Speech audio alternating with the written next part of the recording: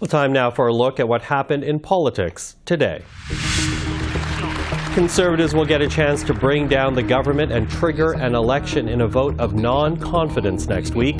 Conservative leader Pierre Poilievre announcing today that the motion will simply read, "The House has no confidence in the Prime Minister and the government." Conservatives say they want a carbon tax election, but the Bloc Québécois has already shared it will not support the motion. As for the NDP, it has not made its position known, but the Liberal House leader Karina Gould had this to say.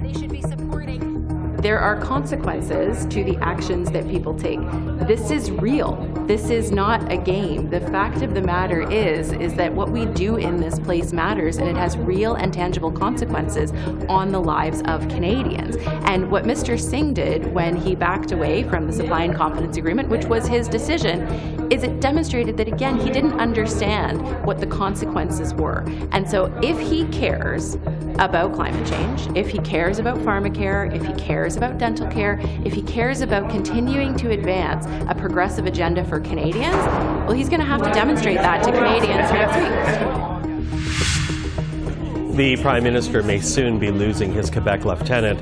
Several media reports saying Pablo Rodriguez will resign from Cabinet Thursday.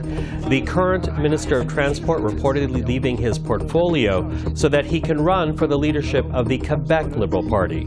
The provincial party has been without a permanent leader for nearly 2 years, and its leadership race will begin in January.